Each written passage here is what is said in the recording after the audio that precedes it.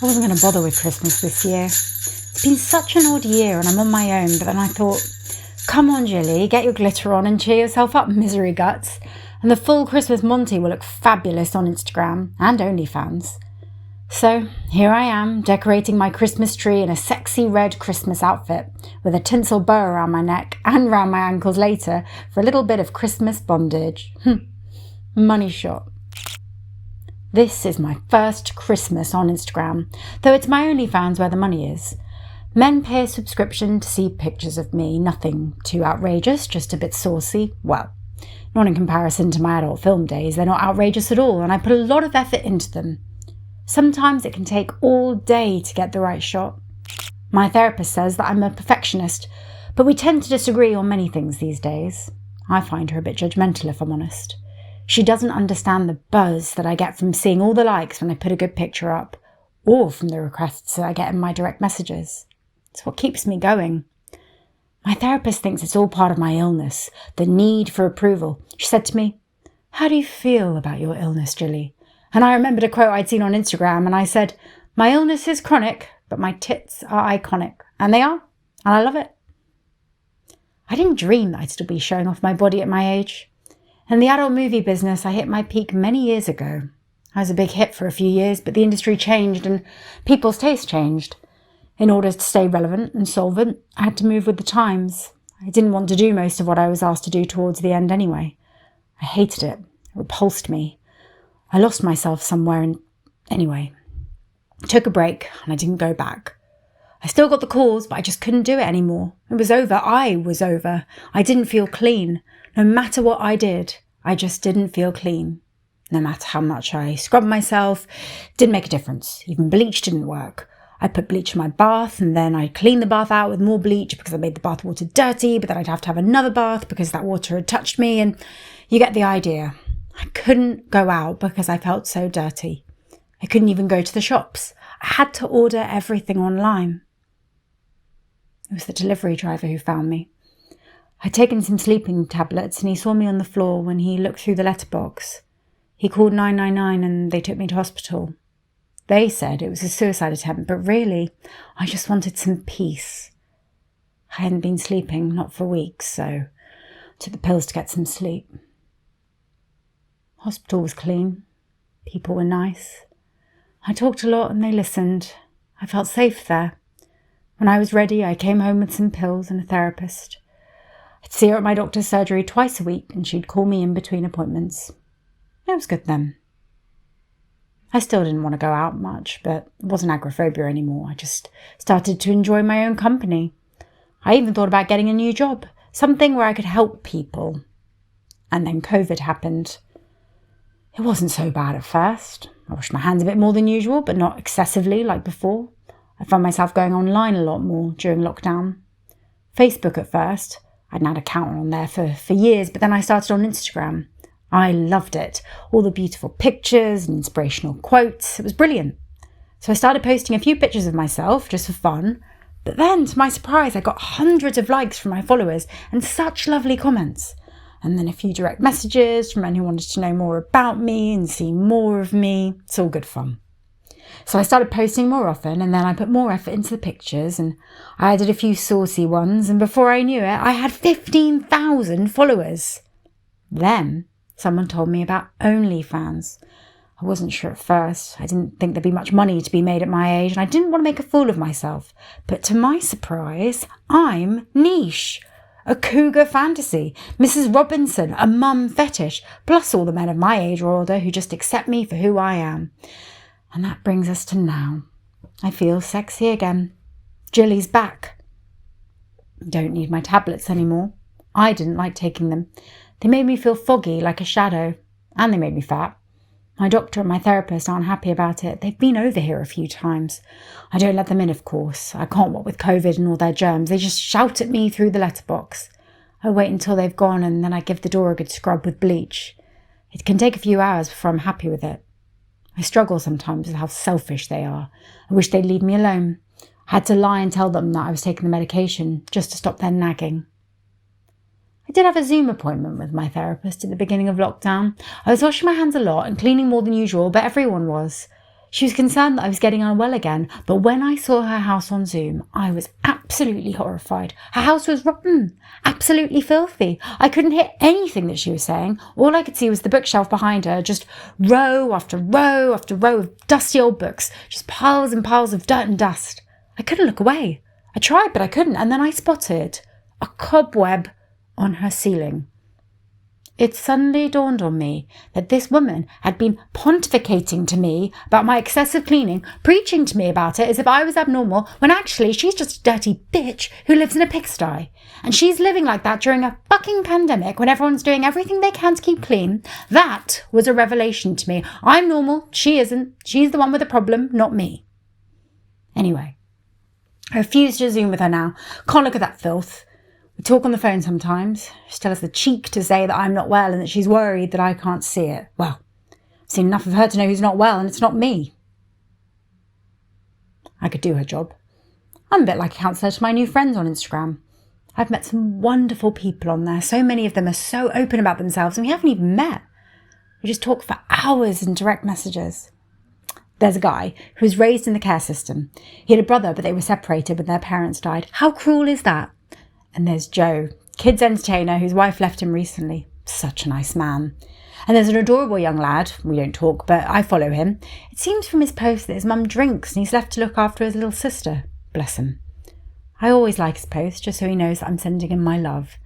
There's so much grief and loss in the world. I just want to do my bit to cheer people up. My therapist can fuck off if she doesn't like it. I'm the star of my own show. Anyway, let's get these Christmas tree lights on. Bear with me. Oh, for fuck's sake. You probably think I'm a cunt, fucking being up here, freezing my arse off on the wrong side of a balcony ledge. It's 18 floors up, you know. But I like it here. Things almost look half decent. If you look past all the grey and the concrete, I mean, all that sky. Something kind of cool about it. You know, like, free. Get down, Lexi. It's not safe for you up here. Fucking cat, man. Always trying to get at me. And this is how it is. Every day's the same. Can't wake. Weigh a ton. Even the yellow sticky shit in my eyes is at me. Go on, Ben. Just another 5. Ain't nothing to get up for anyway. Since Boris shut school down. Nowhere to go. Only place to be is bed. Sleep. That's where it's at, man. I don't know. I wipe the shit from my eyes. Get up, Ben. And of course Mum's still in bed. I can hear her breathing. More of a rattle, really.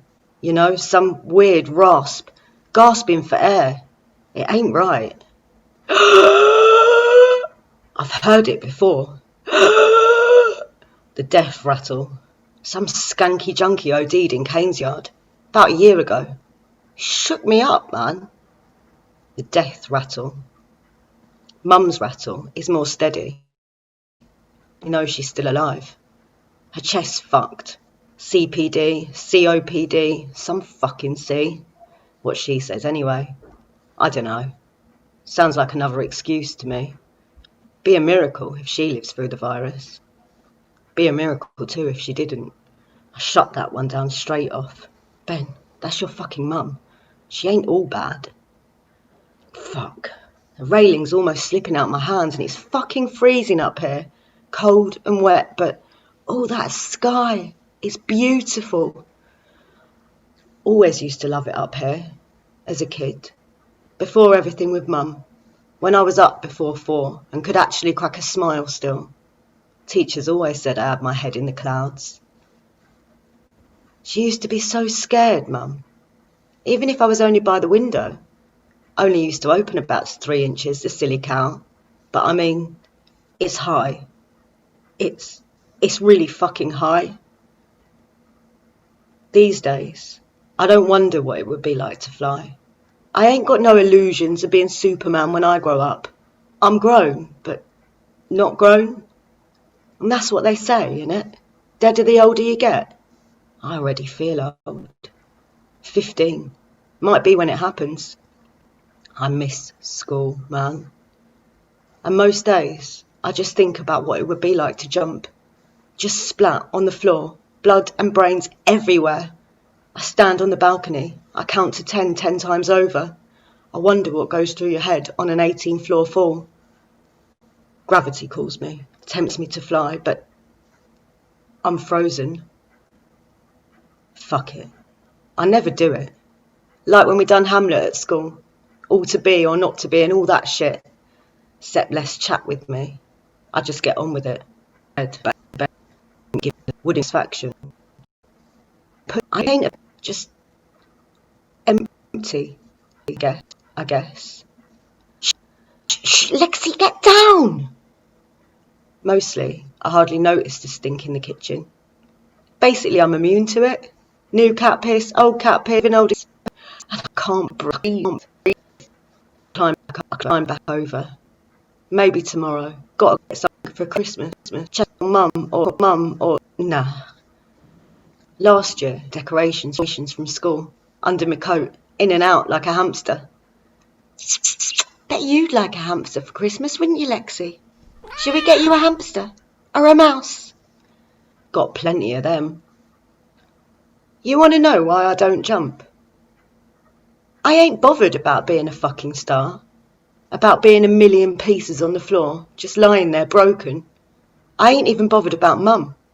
She's already mental. I get down, 'cause if I don't, no cunt's gonna feed the cat. Es ist passiert, between star jumps and crunches, me in a ground fight, pig sweating, him spot running and then dropping like a sack. That's when it happened, though I didn't know that then. When the wall of Jonesy's artery burst and blood flooded his brain. He was at aerobics, I was at jiu-jitsu.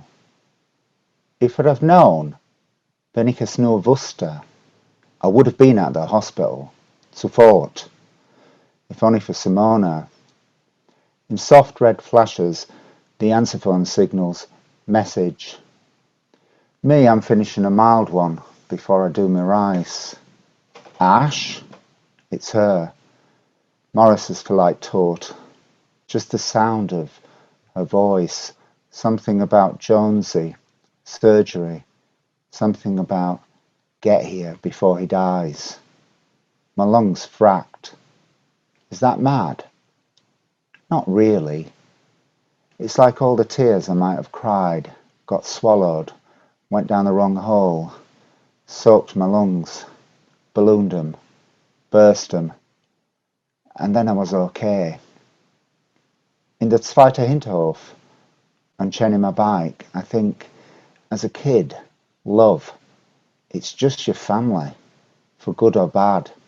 Then you meet people, not other kids in the street people, other school people, people from other towns, other country people. For me, Germans. Then you learn families love one way, friends another. Morris was like a brother. I never had a brother. A madman bike it over Puttlitzbrücke, no lights, slip past Western Harbour, get to Clinic Charité in minutes. Simona's already there, outside intensive care, eyes as near black as brown can be. I love him. I know you do. Her weight goes. I try to wrap my arms around her. She's just fear and slither, and I hold her, keep on holding her. Aneurysm, says the surgeon. In his brain, sight bomber. Nothing more we can do. His heart is strong, but his chances are not good. How not good? 1,000,000 to 1. I tell the surgeon he doesn't smoke, trains a lot, has a Mensa certificate, super smart, brain plasticity, you know. You've just got to wait, says the surgeon. Says time bomb again. Come back at 8. 8 hours. In that slate and silent night, neither of us feel the cold. Back over Puttlitzbrücke, back past the deportation monument, a stainless steel David star, rain damp and shiny staircase, stairs that are not stairs, just descent. To the east, Poland. To the west, Western Berlin, like an old-style valve TV, all flash and hum, crackle and blue spark. Above the sky seems to shut down, starless. One hand's on my bike, one hand holds Simona. I know they're planning brown-eyed babies. The flyover's high, street lamp, and light, dull yellow through a leafless web of birch branches.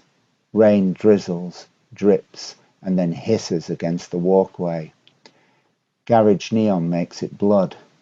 I shoulder the bike, and we take the shortcut, circle down one flight, 2 flights, 3, keep going, stairs that aren't stairs. In the underpass, a crackled light fizzes. Simona stops suddenly. We should have waited. May I have my number? Do you think he will die? No, I tell her. I think they would have kept us there.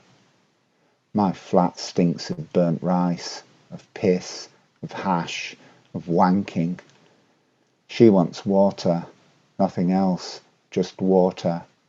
I draw her down to the duvet, curl round her, softly like a shadow. Neither of us really sleeps. 2 run-over animals, waiting to bleed out. Before dawn leaks into the room, I feel her solidify, bolt up. The alarm says 6:24. I'll make tea, Simona says. And that's when I see it. A ladder made out of water, flowing up from a carpet, fountaining, upward, slats and rungs.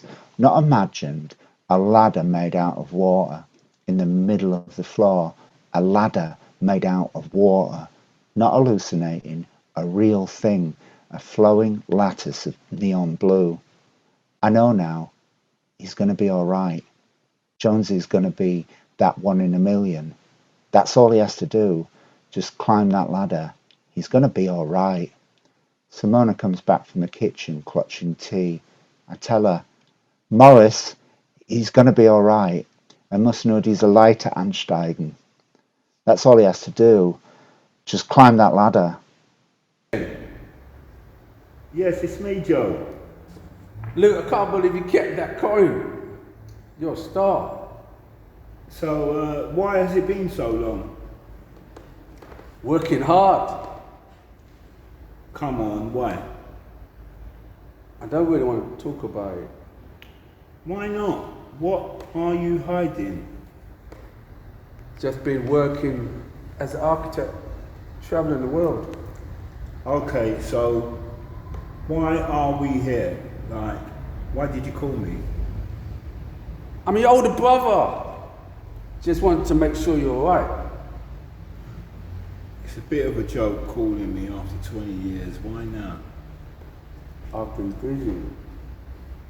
I've been married, divorced, with 2 kids. Don't see them because I can't stand my ex-wife. It's a long, long story, but I'm here now, bro. That's all that matters. Okay. Is that all you got to say? Well, I'm a history teacher now at a secondary school. My girlfriend's gonna have a baby.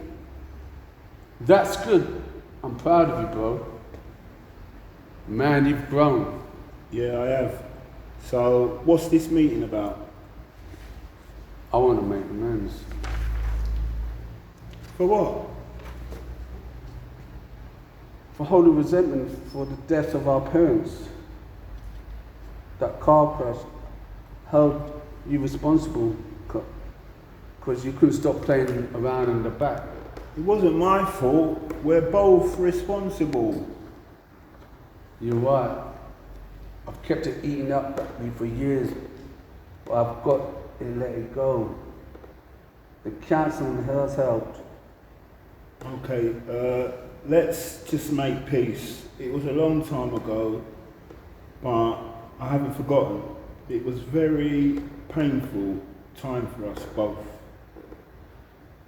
Thanks for turning up. I gotta go. My girlfriend needs me. Stop, don't leave me. Everyone leaves me. Don't throw in the towel. I love you. You're my only brother. Okay, cool. But there's something you're not telling me. I'm going to have to be straight with you, Luke. I'm dying of cancer. It's terminal. I've got 6 months left. Wow, this is serious, Joe. So you're not going to be there for the birth of my first child? And don't cry, bro. Don't cry. I can't help it. We should have patched it up a long time ago. It's Christmas now. Just give me a hug. Oh, you got to laugh. If I don't laugh, I'll cry. Well, not in front of you, though. No chance of that happening. What's your name again? Nice to meet you. Jojo. Joseph Jones. Jojo's fine. Coffee? Careful, it's hot. These thermos watsits really do the job, eh? Feel free, got plenty. Another one in the back here. There you go. Oh, just killing time. Might go for a pint later. I used to work here, on the front, summer months mostly. Not much call for my brand of expertise now. Seasonal worker, I suppose you'd say. Biscuit? Bit crushed. Still delicious though. I had a pile of records in the back of my van, meant to take 'em out. That roundabout, the A2, did 'em in. Still edible though, help yourself. Oh, that's a nice watch. I used to bring my wife and daughter here years ago. She left me. Couldn't keep up with me.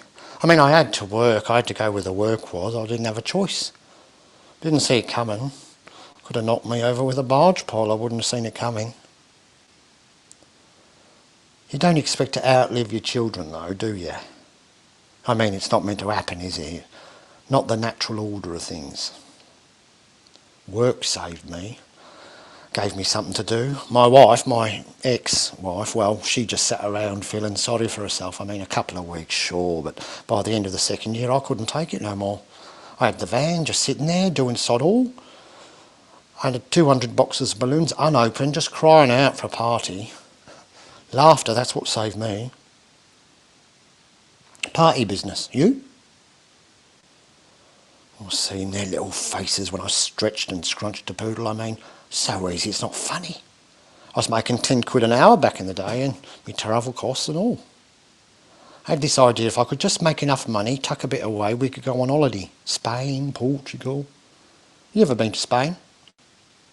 Yeah, nice, isn't it? I even went so far as buying the tickets. Was going to surprise her. Well, this'll cheer you up, all expenses. She just came back with her holiday. Do you honestly think her holiday? You can take your holiday and you can shove it up your arse. Now, I'm fully aware anger is part of the process, but where's the process in shove it up your arse, eh? That's final, isn't it? The final destination. No turning back from that. No return to sender. No surprise she left. I never admitted this to anyone, but I felt relieved. Terrible thing to say, all things considered, but at some point you've got to get back on the horse. How else are you going to ride off into the sunset? Speaking of, look at that. If I had binoculars, you could see France. Pink sky at night, shepherds and all that. I miss my daughter though. God, I miss her. She was my everything. Daddy's girl, broke the mould, she did. Don't blame myself though, no point. Got another blanket in the van, you're welcome to it. It was hers. Not the ex, my little princess. It's got ponies on it. I used to take her all round the North Circular to this place in Watford, to Pony Club and here and all. What was its name? Benny? No, Bonnie, that's it, Bonnie. Little grey she was, oh, she loved that little mare. Right up to the day. Freak accident. No one's fault. If you're going to go early, you might as well go doing something you love, eh? Got a little plan. I'll tell you, because the chances of you and me ever meeting up again are pretty slim. I'm never coming back to this shithole, ever. Every time I gaze at this beach, I can't help but see that bitch. That bitch of a dog chasing after that ball and spooking that pony. I've got 2 full cylinders of gas back here, 60 quid's worth. I'm going to laugh myself so high, the White Cliffs of Dover will look like a set of falsies in a glass of Guinness. And who'd want to drink that? Yeah, well, I don't blame you. I've had my fill and all. Don't suppose I could interest you in a couple of 100 bags of balloons. The three of us sit in darkness as a siren wails outside. Uma's wheelchair creaks softly as she moves next to Abu to look out of the window. She crosses herself at the sound of intense gunfire coming from just beyond the mountain, while Abu thumbs his prayer beads. Head slightly bowed, the fighting is getting closer, and the black flag of our enemy nearby. Occasionally, the flashes from distant bombs light up the room, and I can clearly see the toll the war has taken on both of them.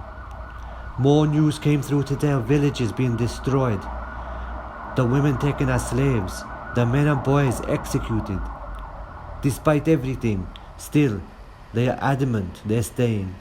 Being a surgeon, tending daily to people with horrific injuries, has aged Abu drastically, but he won't leave, and so, neither will my Amma. I finish packing for the journey, and stop to look around my room. Everything I can't take is boxed up, except for my favourite kites hanging above my bed. Happy memories attached to each one. I leave them up.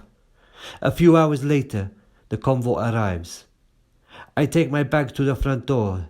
Teary-eyed, Uma tells me not to worry. She's sure I'll be back to visit them soon when the war is over. But I can't stop wondering if I will ever see them again. Big clouds of smoke and steam shoot into the air from the locomotive. I wave goodbye as the train rolls away. My parents are trying not to cry for us. They shout that it won't be long until we see each other again. I'm trying to be brave for my little brother. I wonder if he is crying because he can notice my tears. As the train starts to pick up speed, a father pulls his little girl from the train for an open window. I see him cling to her as we pull away. I wish that my dad had done that for us. As the train moves into the darkness, I can't stop wondering if I will ever see this place again. I hate what is happening, but I'm lucky to escape what is going on back home. The convoy avoids any ISIS checkpoints by travelling off-road, and someone whispers that we passed the Syrian border. Travelling through Turkey, I stare out at the desert and remember Abu's advice. Be prepared for anything, he had said. Who you are from week to week depends on the country you're in or who's running the camp. You could be Sunni, Shia or Kurdish, and in Europe you might need to say you're Yazidi. The words felt strange coming from Abu's mouth, who has told us never to lie. But he said in an unjust situation God would understand. So, as the days pass, I recite the various place names in case I am questioned, and I have a couple of close calls. I even read pages of the Quran. After each session of doing this, I read our Roman scriptures and think about my village and the characters I grew up with. So far so good as our convoy now moves into Greece. We sing, clap, and someone even lights some incense. Everyone is smiling for the first time on the journey. We continue to go between migrant camps, and after many detours we finally arrive at the final one, the one they call the jungle. I stand on the coast and look out across the sea. I wonder, what will the people in Britain be like? I wonder if I can be myself there. In the darkness, the train comes to an abrupt stop. 2 vicious SS guards stroll down the train. In the icy silence of the carriage, I can hear a pin drop. The officers slap some of the older kids around the head. After they finish terrorising us, they let us go on our way. When we arrive in Holland, some kind Dutch women come on board to give us milk and cookies. I wonder what people in Britain will be like. I just hope that the British children are allowed to play with us. My brother asks if we have been sent away because he wouldn't stop crying at the station. We leave the jungle at night and get told to board up from shore on an inflatable boat. Having already made water crossings during the Greek leg, there are no illusions that this is likely to be straightforward. In a sick twist, one horrifying development actually helps me, as only hours ago I am informed by someone back home that my parents' village is now under ISIS control. There is no turning back for me now. I count on the fact that Abu is being a doctor may help him survive. As the smugglers begin to tow our overcrowded inflatable across the English Channel, I look back towards France and I see smoke rising from the camp, and I fear for the people trapped there who try night after night to find a vehicle to stow away on, who didn't have the 10,000 euros my Abu paid for me. Life has to pass around, but we soon realize they are not enough. We shout to the smugglers, but they either don't hear us or we're ignored. Only 20 minutes or so pass. Without any warning, the smugglers detach the cable and they sail off. Shocked, I now notice a massive ship in the distance sailing towards us. One of the elders cries out that it's a military ship. We must, and this is must why the smugglers ran. On every level, we are powerless. Without their boat to pull us through the water, it's only a minute or two before the boat begins to sink. We try to scoop the water out, but it's all happening too fast. I hear a big crack and a roaring sound just before we tip into the water. Then all color and sound is switched off. Slowly I begin to see some vague shadows around me, and I reach out hoping to grab a hand or someone's leg, but we're all sinking together. As I struggle to keep my breath, memories well up inside me. The day I hear the noise of a bomb when they turn the corner of our street to see Amma lying unconscious with her legs torn and shredded. Darkness draws in around my vision and I hear Amma calling me home as a kite is soaring high in the sky. Then the strings are cut. Who did this? Who? But there is no time. As I sink to join the other skeletons of the other refugees littering the abyss. In the early morning light, as we enter Harwich, it's so flat. I wonder if they've taken us back to Holland. In the early morning light, as we enter Harwich, it's so flat, I wonder if they have taken us back to Holland. I hope my parents can come to Britain soon. I just know the Nazis will be getting worse and worse. We lost so much back in November. I'm glad that these people are looking after us, but if they send my parents to one of those camps, I don't know what will become of them. I pray to God those responsible get what is coming to them. I pray to God those responsible get what is coming to them. Only a handful survived from the boat I was in.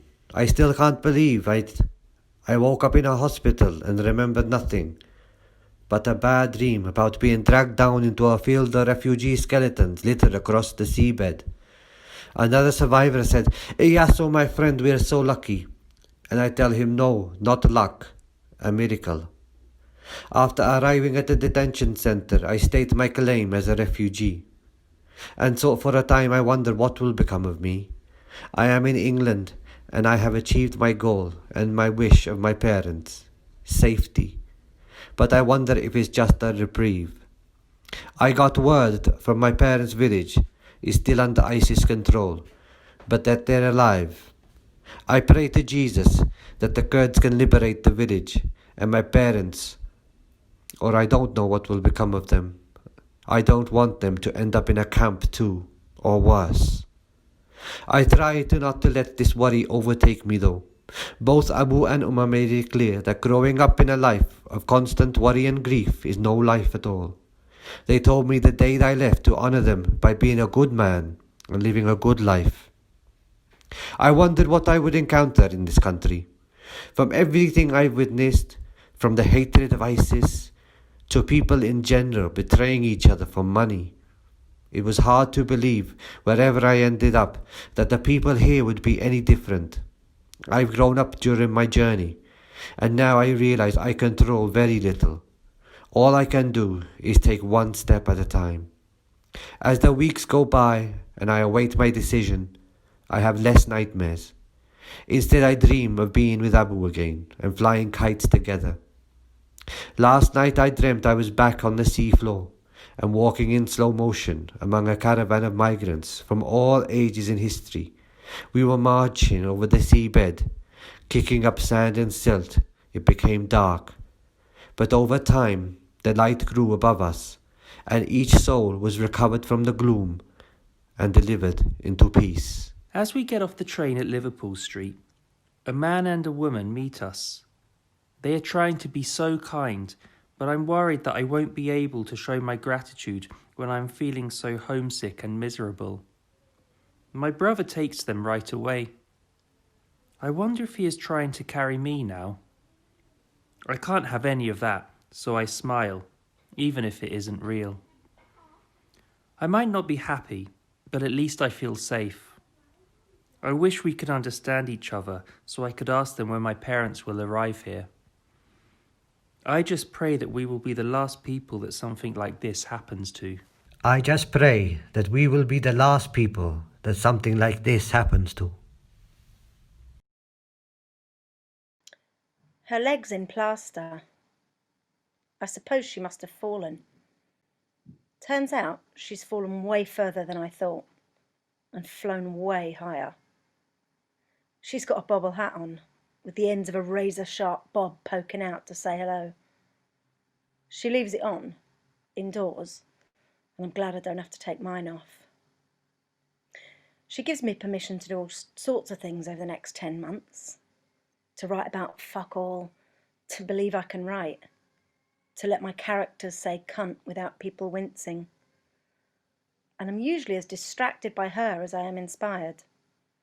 A different hat, a cheeky lash of her wit to stop us eating biscuits, looking at our phones, checking in with monologues, and the odd fucking amazing, love, love, love it makes my Wednesday. I wonder if she realises she's got a Dennis the Menace thing going on with her red and black striped jumper. I'm just shy of 50, and I can count on one hand the people who excite me. And the universe just gifted me one when I wasn't even looking. She's like the rarest, turquoisiest piece of sea glass, rough and sharp as fuck, then thrown and tumbled and polished by life, till she waves to me one day from beneath a wave. I float home. The drivers don't even notice my lady's shopper flying above their heads like the Wicked Witch of the West, cackling with pent-up possibilities down Munster Road. There's someone in my world that I want to make proud. And I try, for 10 months. She drops a few bombs here and there. Sleeping rough. Time inside, wow. She makes me see that theatre isn't just for what-whats. She teaches me about acts and action and voice. She's not well. She teaches me to write and write. Write plays, write poems, write shit. Just write. And seriously, who the fuck looks even better bald? But before I know it, I've opened up my stupid palm. She's plopped back into the waves. She's gone.